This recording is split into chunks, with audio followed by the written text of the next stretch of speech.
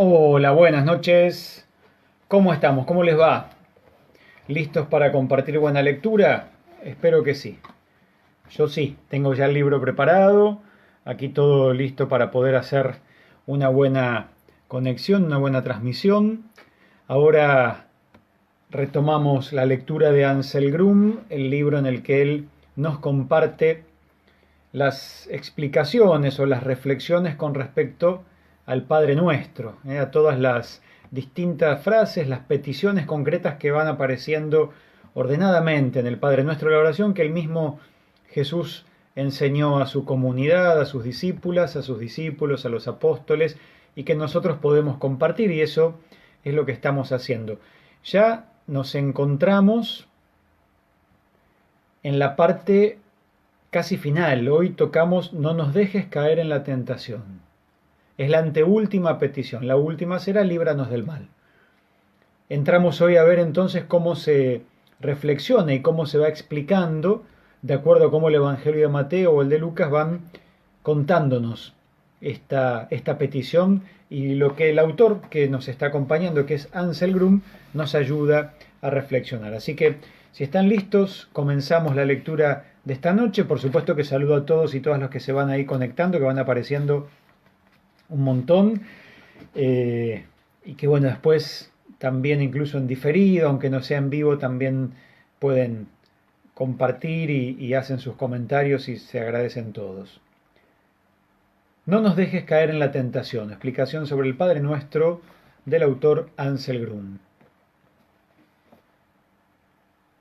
Con la última petición del Padre Nuestro tienen dificultades muchos cristianos. Se rebelan contra la idea de que Dios pueda conducirnos a la tentación.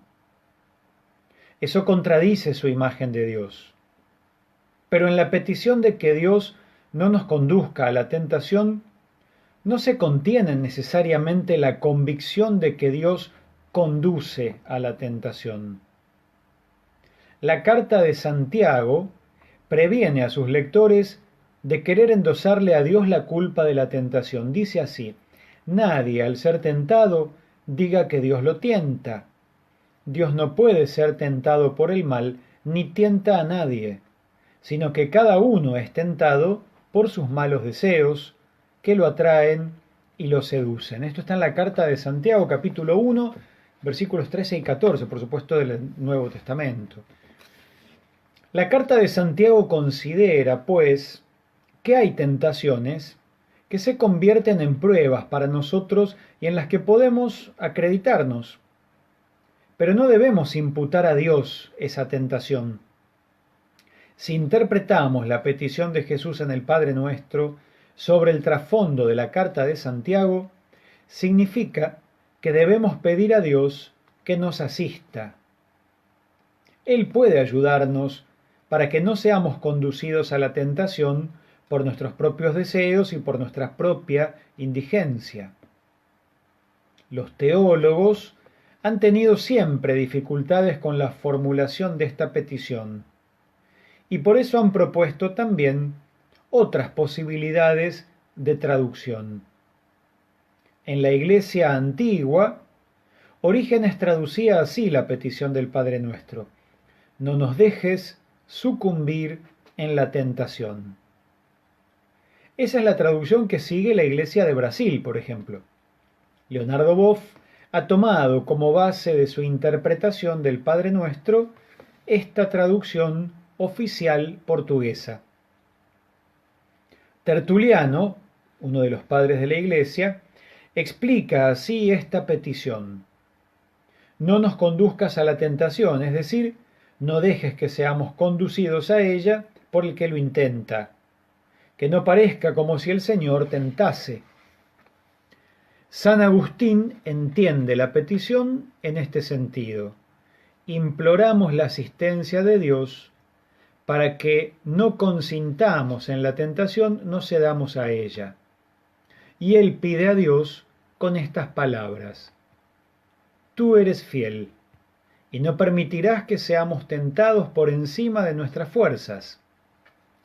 Ciertamente, Jesús no quiere decir con esta petición del Padre Nuestro que Dios nos conduzca activamente a la tentación. Más bien, desea que Dios quiera protegernos del lugar de la tentación, que no nos deje llegar a la tentación. Otra cuestión es qué se entiende por tentación. Los monjes antiguos valoraban la tentación como prueba de la persona. Igual que la tormenta obliga al árbol a hundir sus raíces cada vez más profundamente en la tierra, así la tentación fortalece al monje en su lucha por el bien. Orígenes, que es también uno de los autores que recurrentemente está tocando tanto de filosofía como de religión, está tocando Ansel Grum, dice: Orígenes afirma: bien, la tentación tiene algo de bueno. Nadie más que Dios sabe lo que nuestra alma ha recibido de Dios, ni siquiera nosotros. Pero la tentación lo saca a la luz, para enseñarnos a conocernos y a descubrir así nuestra miseria, y para obligarnos a dar gracias por todo lo bueno que la tentación nos ha desvelado. La tentación nos muestra tanto la fuerza que Dios nos ha dado como nuestro peligro. Hoy diríamos, los lados oscuros que quieren tirar de nosotros hacia abajo. Debemos mirar a los ojos a la tentación. Orígenes opina incluso que la vida entera del hombre en la tierra es una tentación. Por eso, pedimos ser salvados de la tentación, no en el sentido de que no seamos tentados, pues esto no nos es posible en la tierra, sino en el sentido de que no sucumbamos a la tentación. Hoy distinguimos entre tentación e inquietud. Con la inquietud debemos luchar, porque por medio de este combate nos haremos más probados y más fuertes. La tentación, mejor que la evitemos, porque es como un remolino que nos arrastra hacia abajo y quiere devorarnos. Por otro lado, hoy no es fácil hablar de tentación en el sentido de Jesús, porque la tentación se trivializa cada vez más. La publicidad habla, por ejemplo, del chocolate lila como de la tentación más dulce. Semejante utilización de las palabras bíblicas nos dificulta entender correctamente el sentido de la petición del Padre Nuestro. La interpretación en el Sermón de la Montaña.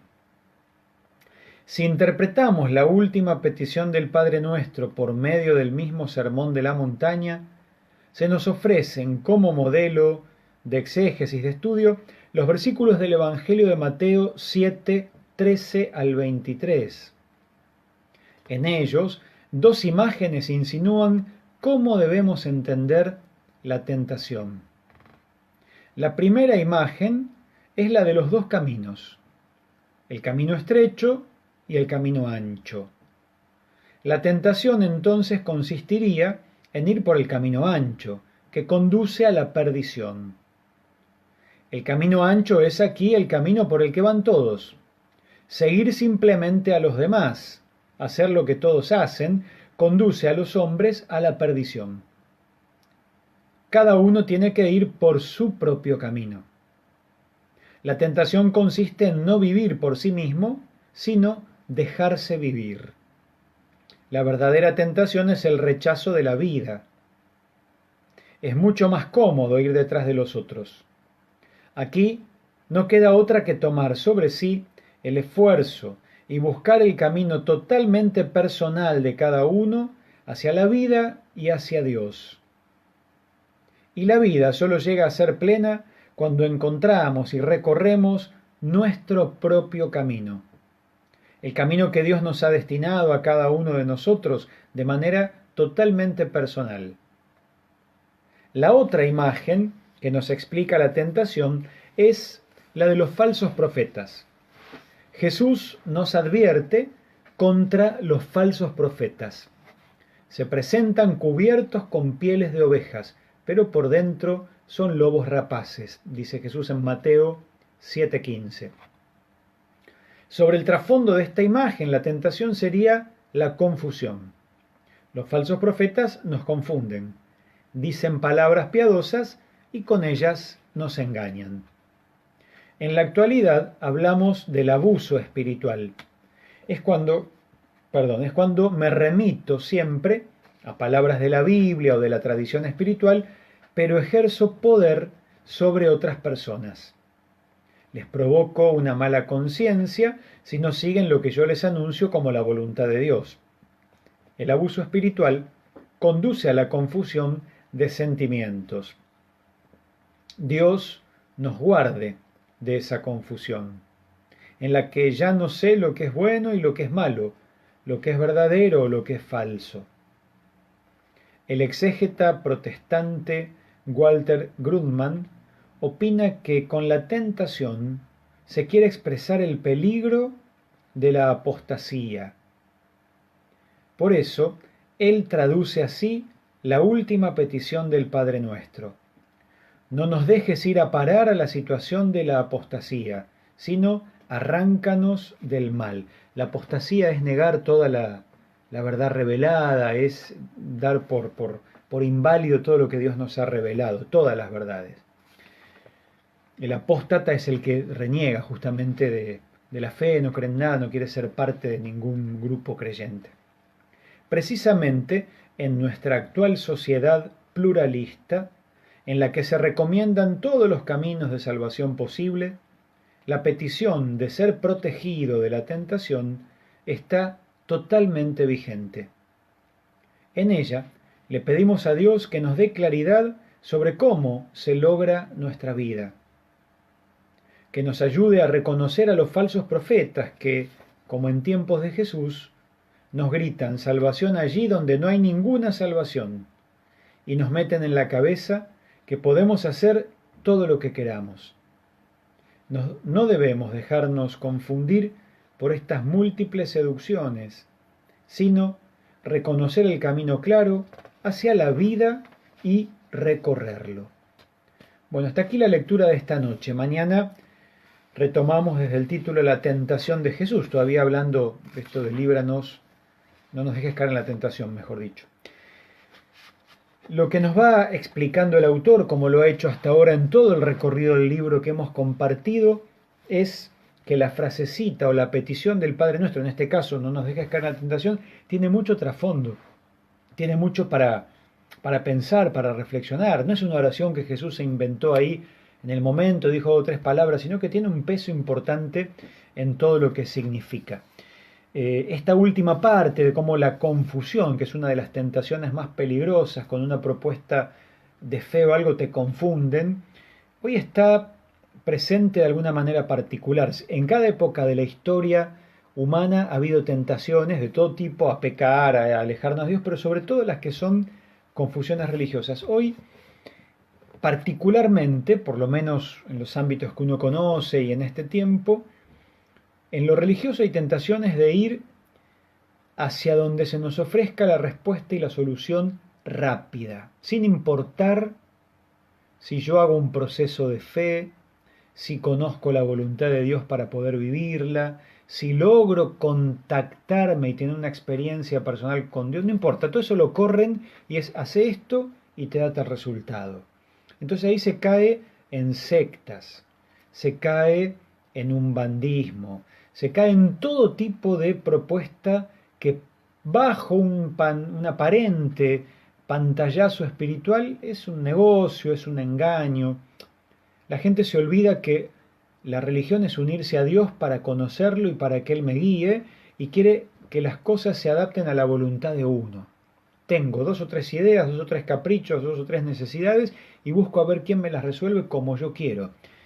Jesús nos invita a otra cosa.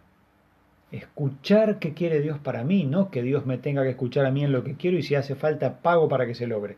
Y ahí me salto todo límite y empiezo a querer hacer cosas sobre la vida de otros. Que fulanito no decida, que menganita vuelva, que este otro le vaya como a mí me gusta. Es una gran tentación, es una gran tentación. y hay que evitarla. Lo mismo, lo otro, que hoy con las redes de internet es más fácil todavía, siempre estuvo presente, pero hoy con las redes es más esto de el discurso más o menos así. La Biblia te oculta la verdad de Jesús, o la iglesia te ocultó la verdad de la Biblia.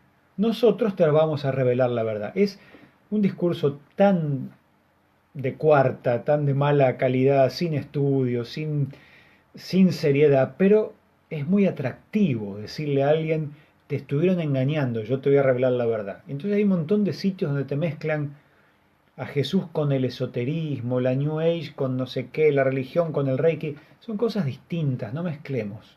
No hace bien mezclar. Cada uno tiene la libertad y tiene que tener la valentía de elegir qué camino quiere hacer y hacerlo, pero no mezclar. Si yo no tengo ganas de vivir una religión, lo tengo que decir, no quiero, no me interesa, voy a buscar otro camino, pero no, un poquito de acá me lo llevo, no digo que no me gusta, disfrazo, esto lo tomo, esto lo dejo, meto otra cosa a otro lado, porque se hacen unas ensaladas en la cabeza, que después es muy difícil para el que le escucha escuchar, le toca escuchar y guiar, es muy difícil aclarar, y sobre todo es muy difícil de poder rescatar de alguna manera a la persona de tantas confusiones, ¿no? Así que bueno, por eso lo de las lecturas intenta siempre acercarnos formación, ideas claras y saber que seguir a Jesús es un camino, es un proceso, no es una cosa mágica. Implica mi voluntad metida en este seguimiento, la de cada uno. Bueno, vamos hasta acá, a cortar hoy y mañana continuamos con la buena lectura. Que Dios los bendiga a todos y muchas gracias por la compañía que nos hacemos todos mutuamente. Que descansen.